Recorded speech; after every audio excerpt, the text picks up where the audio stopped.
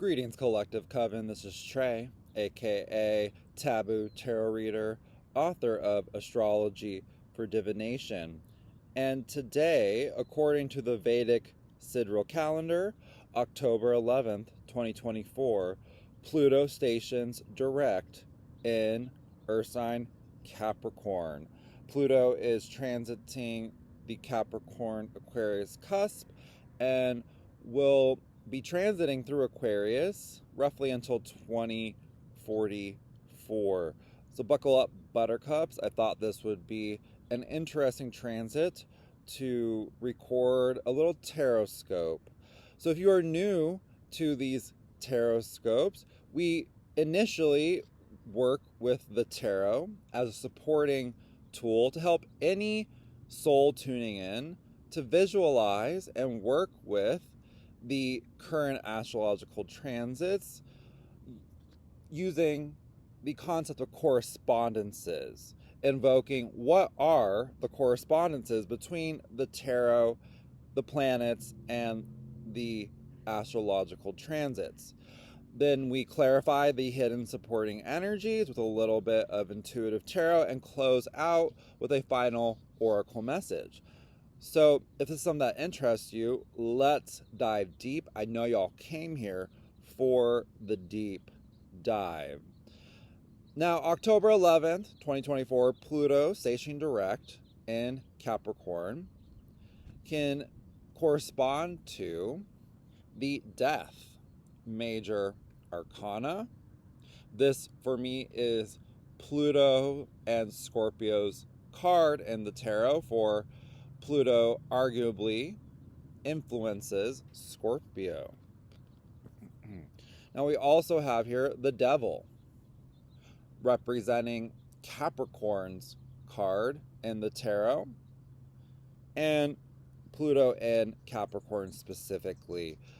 Now, from the jump, obviously, this is a potentially challenging malefic transit affecting the collective coven.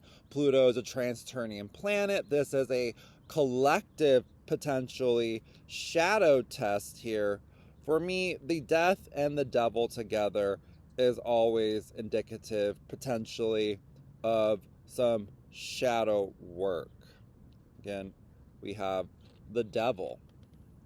Now we also have here the Queen of Pentacles, minor arcana, representing strong Capricorn energy.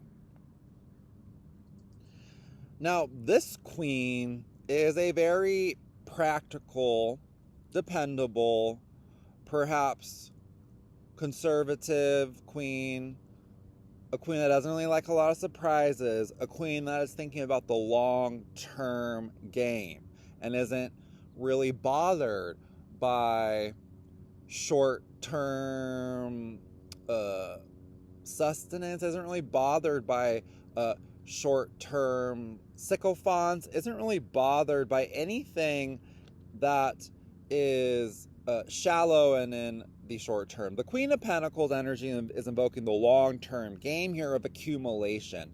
And I'm sensing it on the collective level that for the global north, our civilization, this Pluto energy is invoking it's invoking the deepest levels of shadow work, Pluto, rebirth, but it's inviting the question, what is our civilization's accumulated karma? How does karma accumulate collectively? How does karma accumulate in the land? Queen of Pentacles, Earth. How does karma accumulate in a corporation? So we have here a web of entanglement, I'm sensing, that could potentially span across many cycles, life cycles, with the Death card. And if you are interested in learning about historical Pluto transits, check out my work on my Instagram page. I've done a few case studies about Pluto and Aquarius and Pluto and Capricorn. So we have these three initial arcanas to start with. Yes? So just sit with these energies. Ask yourself maybe who is embodying the Queen of Pentacles in my story. This may be someone in the workspace. I'm sensing a theme here of with the moon. Excuse me. Where is it? The moon today is also in Capricorn, conjunct Pluto. So we have the moon major arcana coming into play now. And what I've observed manifesting today is there was lots of stories about financial corruption manifesting. So I'm definitely sensing this theme here with Pluto conjunct the moon and Capricorn. Follow the money, honey. This is about invoking the secret hidden economies and all of the money, the corruption, I would even say, the trafficking of people and goods. Like, all this is being invoked by Pluto and these themes of the underworld, the shadow realms that exist in our civilization, but we often like to pretend like they don't exist. And the Queen of Pentacles may be someone who is in denial. The Queen of Pentacles may be a very conservative person who is attached to a certain fantasy of what they want reality to be versus what it is. And so there may be, I'm sensing here, some toxic positivity. Whoever this Queen of Pentacles is being embodied by in your story, they may be a very toxic positive, love and gaslight type of person. Someone who is very privileged and doesn't recognize that being positive is a privilege in the current state of affairs. But I just keep feeling, again, that however this energy manifests for you in your story, it's going to bring up themes of taboos with the devil and the death card and the moon together. Like, these three major arcanas together for me is just screaming taboo energy and tensions bubbling to the surface, in which there is maybe a subconscious desire to break taboos. And so that could be speaking up and speaking out about politics and religion in a workspace. That could be making some type of political statement in a workspace. For some people, that could be their shadow work. For other people, that could be breaking a taboo energy related to oppression and repression. Okay, whether it's self-inflicted or not. You know, there's a lot of taboo energy here, and this invocation to confront evil, to acknowledge that, you know, evil exists in this world and that all masks are off. And people's true character or lack thereof is being revealed right now, collectively. All masks, repeat, are off. And this combination of major arcanas, again, I keep coming back to this little trio here, is telling me that if all masks are off, then it is, again, an opportunity to do some shadow work, to confront evil directly versus pretending that we're all one. Being in this Delulu spiritual snow globe of, you know, we're all one, we are all the same, when those type of thought patterns may die very quickly when you see kids getting unalived with your tax dollars, when you see dismembered children, when you see a grown adult sniper a child. You know, we must directly confront evil, I'm sensing here. And this energy will continue to evolve and change. Again, we're talking about Pluto here, a long cycle, right? And Pluto is going to be moving into Aquarius, where it will remain for 20 years. Now, this Pluto and Aquarius energy can be symbolized by the star and the Hermit major arcanas coming into play. Okay, there is a silver lining in embracing solitude, perhaps, for some people in their story. Or there's a silver lining to this deep, deep shadow work. And you have to understand that on the other side is potentially some karmic gifts. Again, a silver lining with the star card. But the shadow side of the star, again, I was sensing was toxic positivity, that delulu, like love and gaslight, love and light type of spiritual bypassing.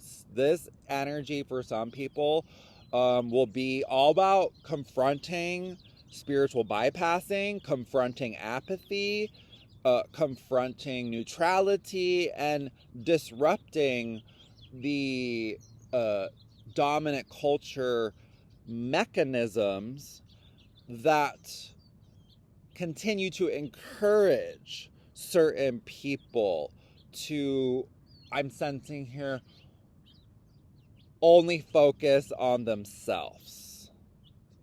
And to understand that with the star major arcana here, again, I'm sensing there's this importance to have hope, yes, to not fall into despair, but to recognize the fine line between hope and hopium. Again, delusional thinking.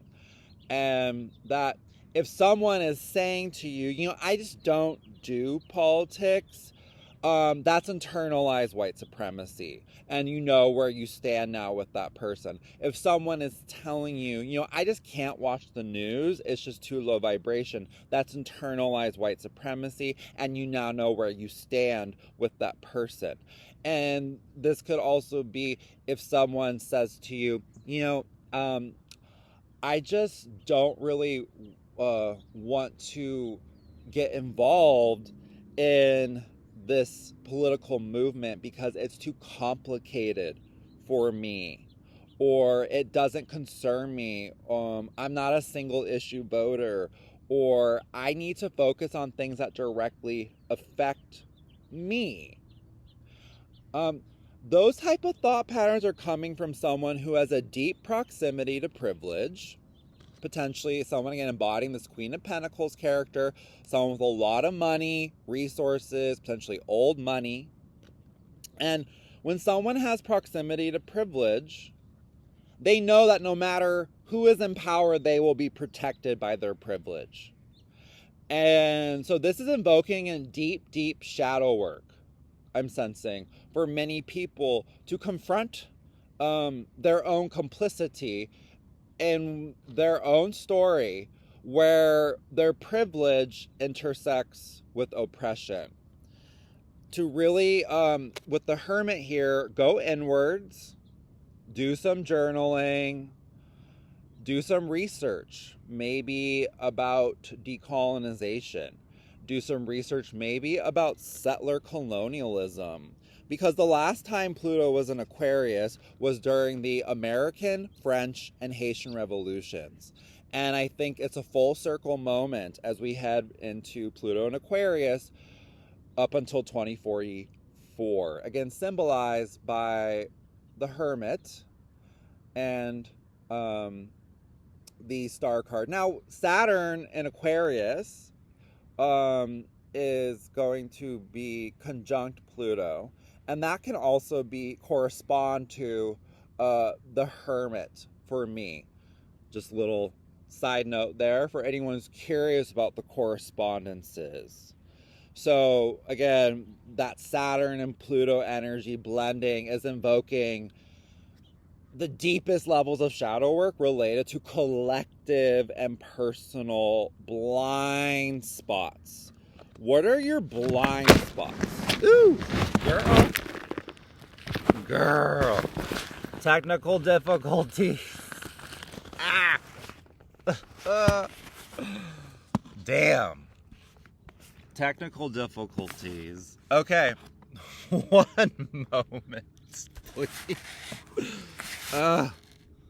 I was so happy with how it was going. But you know what? It's not about being perfect. That's not what we're here for. We're here to give the objective information. Yeah?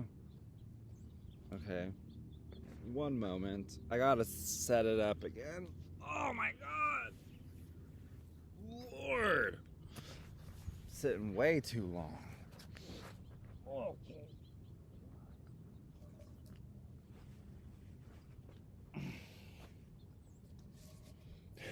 People are like, what the fudge happened? My little setup for the computer to be stable totally fell apart.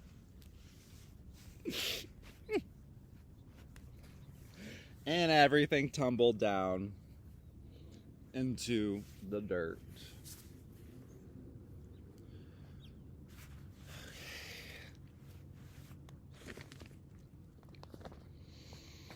I literally said before this Tarotscope, I was like, you know what, we'll just see what happens, what pops out. Not sure if I'm going to upload this one, because it's some tough themes about shadow work.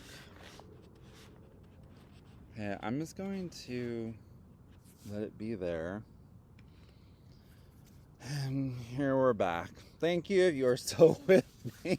We're balling on a budget here, clearly on this channel. 'Tis the life of a tarot reader and astrologer. Thank you so much for your patience. Now, this energy continues to evolve. On October 20th, 2024, we have Mars ingressing into Cancer, where it is debilitated, directly opposing Pluto and Capricorn. Now, this energy can be symbolized by the Emperor, major arcana, the Chariot, major arcana, which represents, for me, Cancer's card in the tarot. And it has some Martian aspects, this energy as well. Then we have as well the Queen of Cups, strong Cancer energy coming into play. So what I'm sensing here, since Mars is a personal planet, directly opposing Pluto, a trans-Saturnian planet, a collective energy, I feel the way that this Plutonian energy, this subtle, highly concentrated Plutonian energy, will trickle down onto the personal level, is via a shadow test over your free will in a situationship or an entanglement. Okay, this is definitely a sexual connection, and I'm sensing for many people this shadow work opportunity is to confront the evils of toxic masculinity and internalized misogyny. Or this could be with the Chariot, a get up and go type of moment in which all illusions are shattered and the Emperor's true character is revealed, because Mars is weak and debilitated in Cancer and is not happy to be in Cancer, ruled by the Moon. Okay, and so the Queen of Cups in this situation may be confused by the Emperor's emotional distance or emotional apathy or seeming long list of trauma responses. You know, there's a lot of reasons that the Emperor can find debilitating Cancer to create some type of conflict with the Queen of Cups, in which I'm sensing here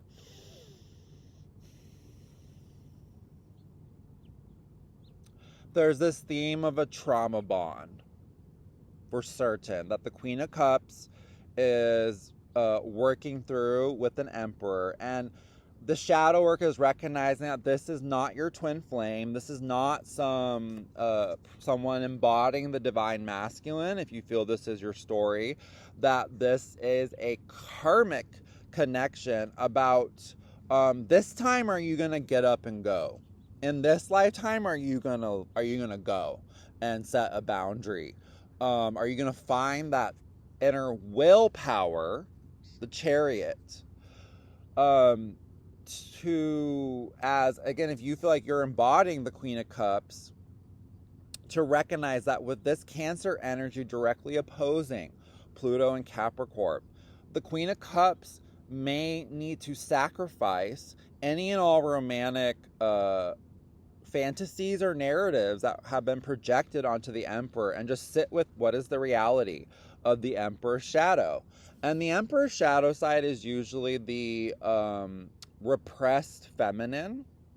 It is, in Vedic astrology, Mars rules both Aries and Scorpio. So you can think of the Emperor's yang side is Aries, but the Emperor's hidden yin side is Scorpio. So there's a lot to unpack there, obviously, for any Emperor character in your story or anyone who's bodying the Emperor energy. Hashtag daddy issues. And again, this Queen of Cups, this is an opportunity I'm sensing to do some deeper shadow work about abandonment issues, trauma bonding, limerence, and perhaps there's a silver lining, again, in a get up and go type of moment. And that may be very scary. That may seem like something that is not possible financially or practically. But if there is a toxic codependency between this Emperor and Queen of Cups character, I'm sensing there's a strong message. Again, giving the Devil, the Death, and the Moon, that this Emperor has some secrets. This Emperor's got some skeletons in their closet that would shock a very sensitive Queen of Cups. And the Queen of Cups may believe that she knows who this Emperor truly is, but this Emperor, again, has been maybe presenting a mask, and on the 20th, when Mars ingresses into Cancer, that's a mask off moment for the, and the Queen of Cups will see the Emperor's true character and recognize that, wow, there's a lot that I don't know about this character and what they're truly capable of. Potentially, this is, for the Queen of Cups, devastating news emotionally. Potentially for the Queen of Cups, this could also be a liberatory, again, silver lining type of situation, and to understand that in the ashes, in the death of your illusions, perhaps, is this my twin flame? The phoenix will rise and be reborn, liberated as a sovereign individual. And that's ultimately what the Chariot is invoking here, is your individual sovereignty. You can, like that, just look at that image. And again, it's all these themes I've been talking about, the yin to the yang. Sovereignty as an individual. Maybe not even forward movement, but upward movement is being invoked by this transit. But this is what I'm seeing and sensing for Mars ingressing into Cancer, October 20th, 2024, directly opposite Pluto and Capricorn, which again stations direct October 11th, 2024. Thank you so much if you are still with me after those technical difficulties. I appreciate your patience. Let's now clarify the hidden supporting energies using the occult tarot deck, which I feel is a very appropriate deck for these themes that we've been discussing. Spirit, what are the hidden supporting energies that the collective coven has a need to know regarding these combinations of arcanas symbolizing Pluto and Capricorn energy, moving into Pluto and Aquarius energy?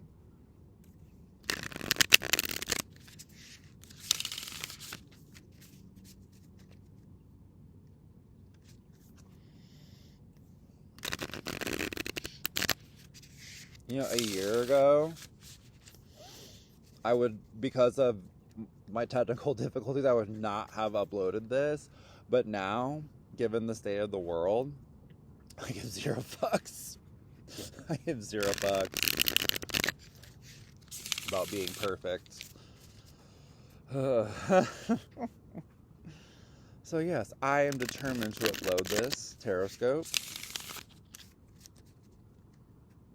despite the potential shame.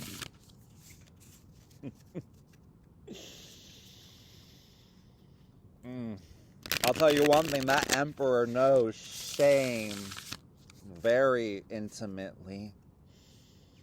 The Emperor character perhaps lives in a cage of shame.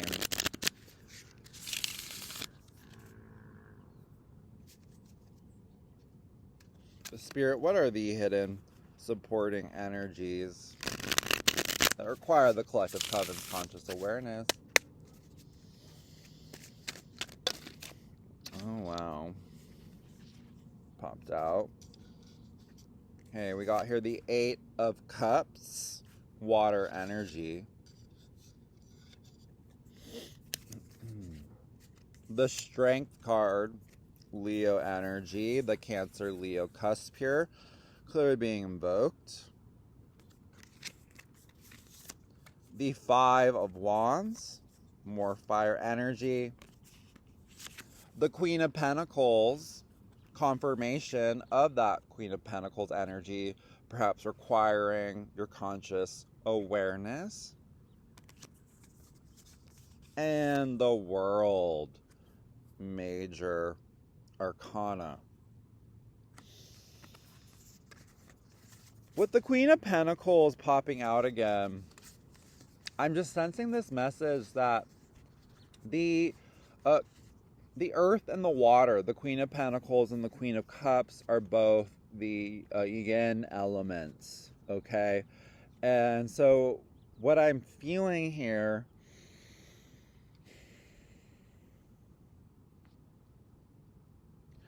I'm sensing the Queen of Pentacles, whoever is embodying the Queen of Pentacles in your story, whoever is embodying the Queen of Cups, are potential allies, even though they are seemingly very different queens, and that there is a strength to be found in that potential coalition between a Queen of Cups and a Queen of Pentacles, whoever you feel is embodying those energies in your story.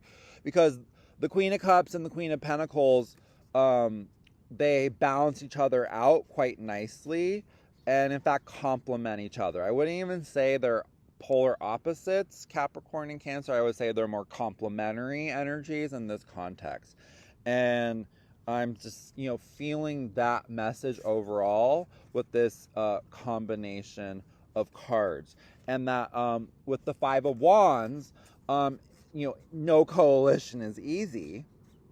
No coalition is a cakewalk. There will be moments of disagreement, differences in opinions, differences in perceptions. But the Queen of Cups needs to remember, perhaps this coalition, this alliance with this Queen of Pentacles will help me move forward away from being codependent with any Emperor character. And that a coalition is very different than a codependency. Now, let's just read the messages. But I'm definitely, before we do that, again, the Eight of Cups is, for me, a confirmation of the energy of a get up and go movement. A get up and go moment for that Queen of Cups. For certain. Like the Eight of Cups pops out for the Queen of Cups. Deuces to that Emperor. This is the confirmation you need to literally turn your back and walk away from that situationship. But let's read the messages from the Occult Tarot, yes? Okay, the message for the Eight of Cups is thus. Guide of the waters can make storms and rough seas, causes men to die in 3 days of putrid wounds. Well, well, well. Maleficent voice. What a pity. But, you know, if it's putrid, then it's probably trash. And you should throw it out into the seas, you know, where it's shark chum. Some food for them little sharkies. You know, throw out the trash, girl. That's what I'm sensing with this message. Again, that Eight of Cups for the Queen of Cups. If you need confirmation to get up and go. Remember, this is for entertainment purposes only. If you want specific guidance, contact me for a personal reading. This is a collective Tarotscope. Now, we have, again, the Strength. Leo energy. The message is thus. Builds towers or destroys stone walls. Causes rough waters and finds witches. Yup. Coalition. Find strength in your coven. Find strength in your coven.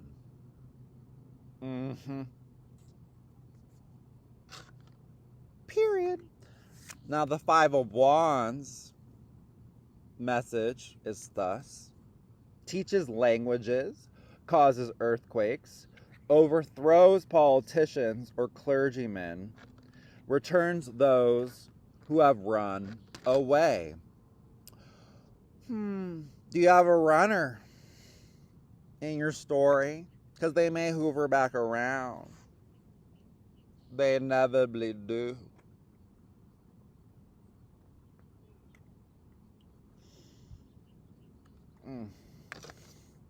And the Queen of Pentacles, the message is thus. Makes one wise and teaches everything. Can turn metal into gold. Transmutes water into wine.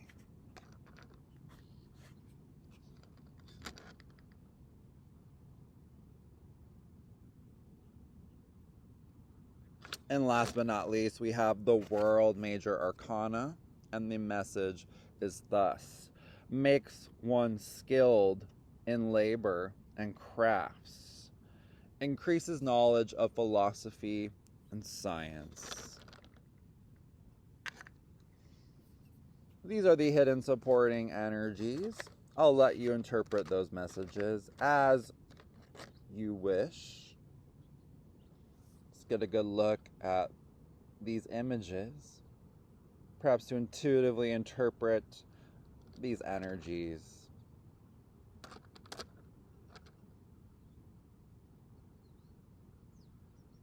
Thank you, Devas.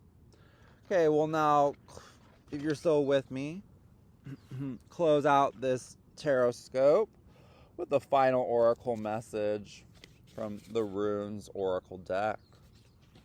Spirit, what is the final message the collective coven has a need to know or to optimally integrate this information into their personal story and manifest optimal outcomes?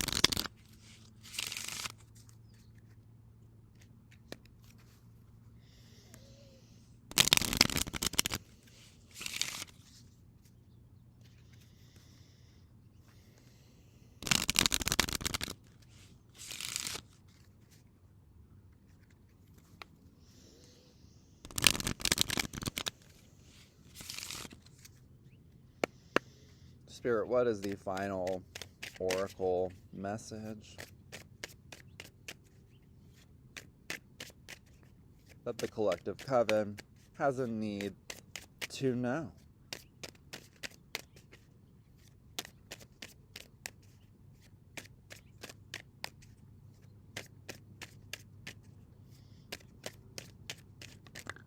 There she goes. Manas.